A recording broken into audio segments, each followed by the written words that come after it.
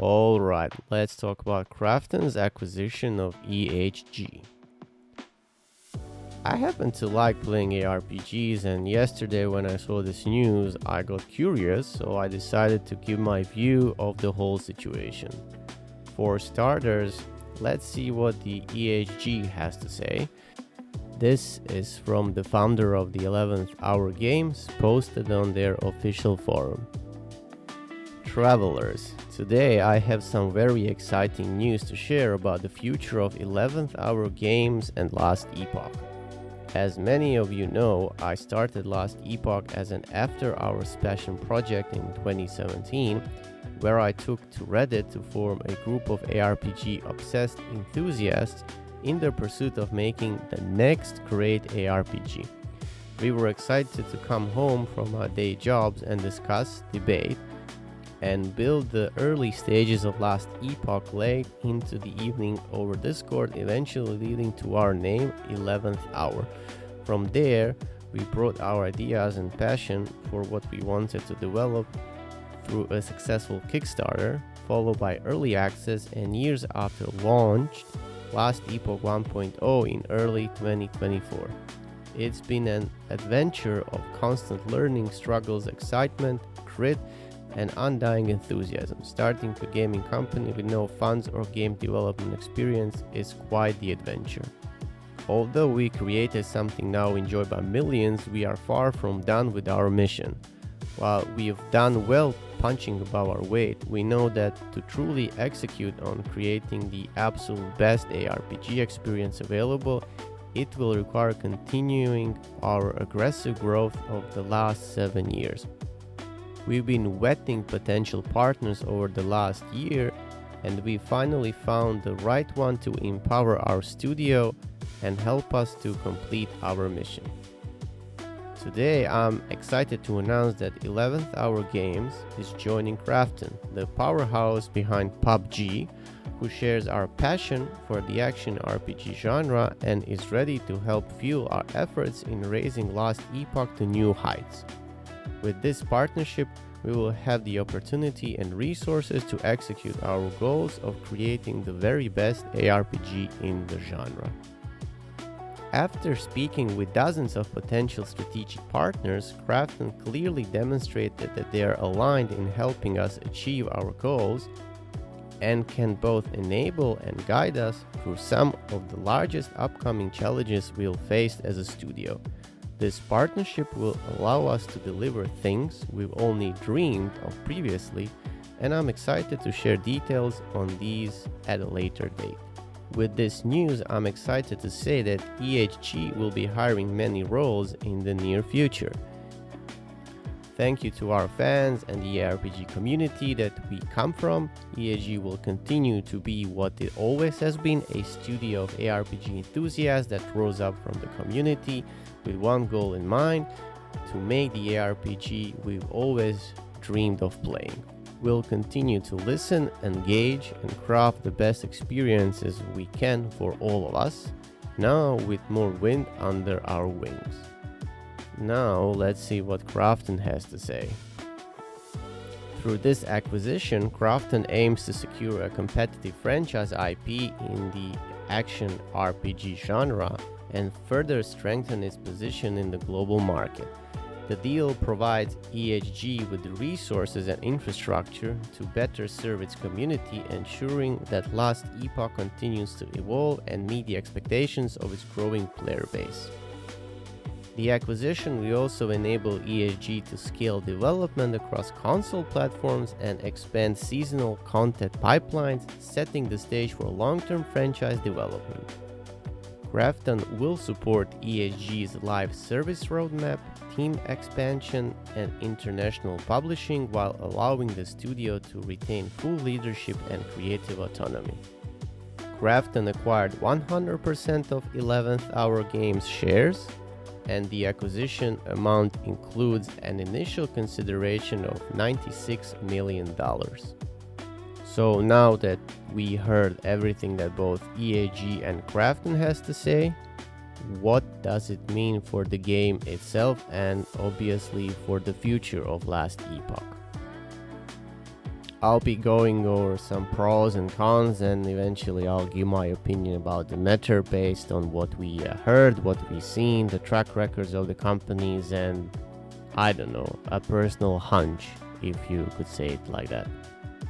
Just a quick break.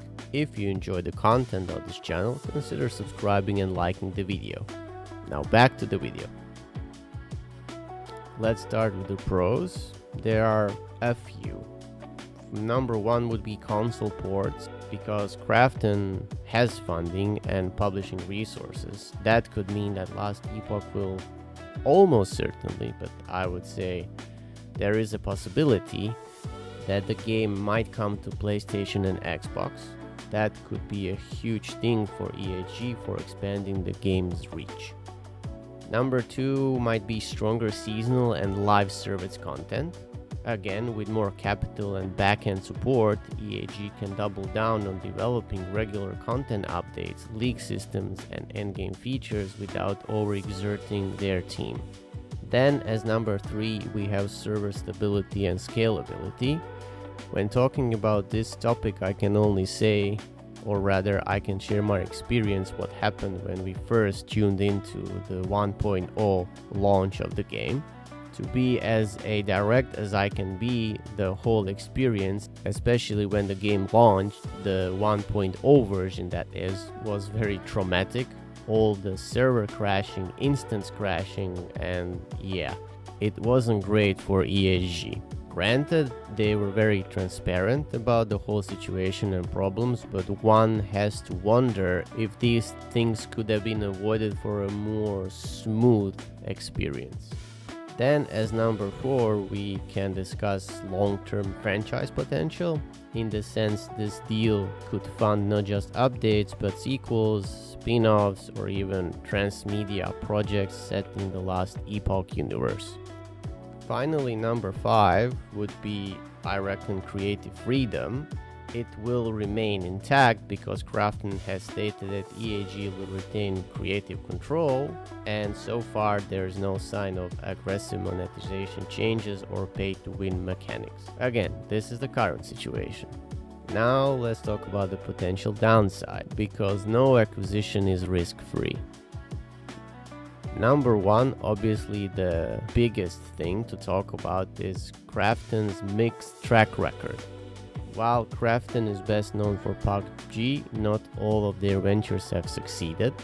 Some worry that they might push EHG to adopt mechanics or trends that don't align with what ARPG players want.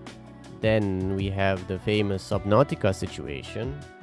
For those that are not familiar with the whole thing, in July 2025, Krafton abruptly fired Unknown World CEO and co-founders and replaced them with Chief Development Officer of Striking Distance Studios.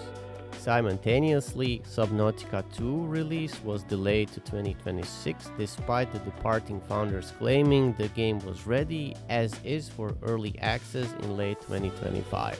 I won't go into more details about Subnautica stuff, but this is something to take into consideration when we are talking about this particular acquisition. Then as number two, I would add monetization anxiety. Even if EHG maintains creative control for now, Krafton could influence monetization models down the line, adding aggressive cosmetics, pay-to-skip mechanics, or premium passes that shift the tone of the game. Personally, I despise microtransactions, and I think they are the worst thing ever that hit gaming industry by far. It's essentially worse than a plague. While microtransactions can be okay when we're talking about skins, something that PoE utilizes as a financial way of sustaining themselves, overcharging like Diablo does it is something that I really dislike.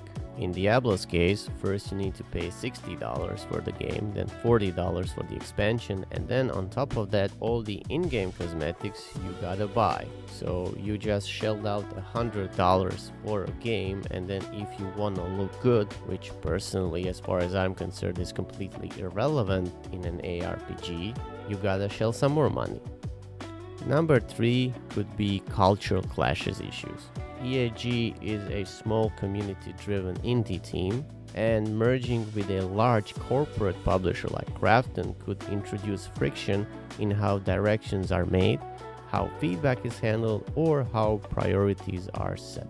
There is no scenario in which a $1 million acquisition from Krafton doesn't lead to change, and not the kind the players want. I'm talking about return on investment because it is inevitable Krafton didn't buy EHG out of charity. They are a publicly traded company, they have stakeholders, shareholders, the whole shebang. That means that if we invested X amount of money, we need to get X percentage amount as a profit. And that profit must come from the game, which means that it comes from the players. I suspect that monetization pressure will increase in order to deliver return on investment. That's the only realistic way to scale revenue for a game like Last Epoch. So this could mean more microtransactions, more fear of missing out mechanics, and so on. Which leads us to number 4, which is pressure to over-deliver.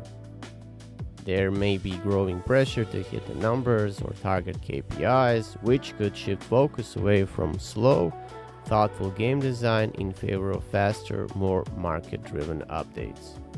To summarize, for us, the players, this acquisition brings cautious optimism, or at least in my sense anyway.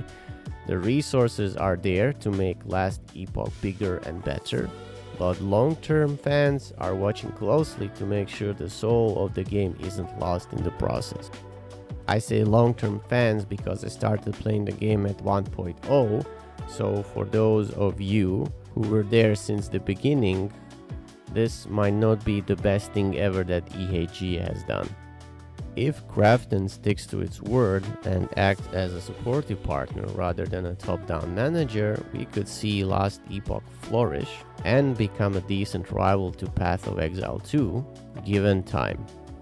In my case, I will be revisiting the game after every seasonal launch and then, according to the acceptability of the gameplay loop, continue playing. So far, I'm not that impressed with the monolith gameplay loop, but at least there is willingness on EHG's side to improve the current mechanics and expand upon them while bringing new things in the game. In conclusion, Krafton buying 11th Hour Games is a major moment, not just for Last Epoch, but for the entire RPG space. With big risks come big rewards, and I'll be watching what's happening with 11th Hour Games and Last Epoch in the future. Let me know your thoughts in the comment section. Are you hopeful or skeptical? What changes would you love to see or hate to see? That's it from me until the next time.